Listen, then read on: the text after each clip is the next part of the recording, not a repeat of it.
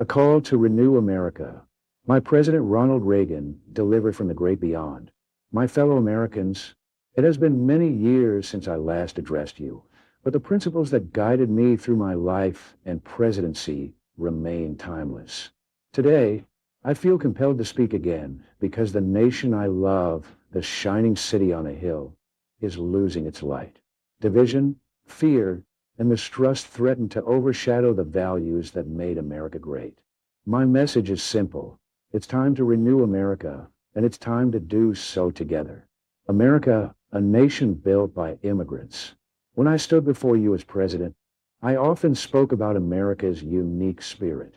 It's a spirit born from diversity, shaped by those who came here seeking freedom and opportunity. From the earliest settlers to the millions who arrived on our shores with nothing but hope, immigrants have always been a source of strength for this nation. In 1986, I signed the Immigration Reform and Control Act because I believed that granting legal status to those already contributing to America was not only practical, but also just. It brought millions out of the shadows and strengthened our economy.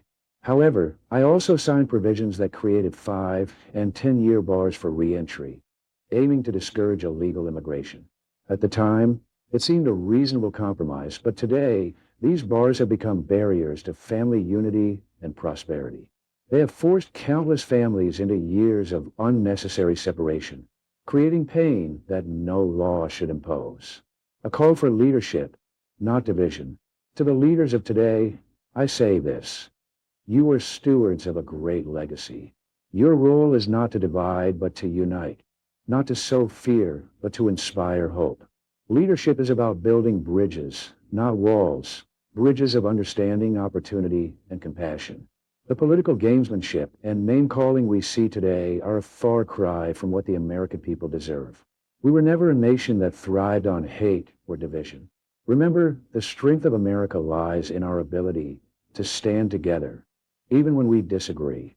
Reject the Laken Riley Act and the politics of fear. Fear is a powerful tool, but it's a destructive one. Fear of the other has led us to policies like the Laken Riley Act, which represents everything I've fought against.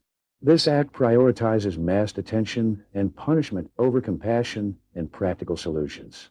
It would cost billions of taxpayer dollars, tear families apart, and create an industry of suffering, detaining individuals at over $37,500 per person each year, while ignoring the economic benefits of legalization, is not just wasteful, it is morally wrong. Instead, I urge you to remember what we achieved in 1986. Legalizing immigrants strengthened our nation.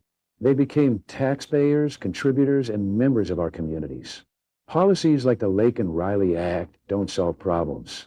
They create new ones by turning our backs on the values that make America great. The American Families Act, a better way forward. If I could address the errors of my time, I would advocate for solutions like the American Families Act that prioritize family reunification and offer pathways to citizenship.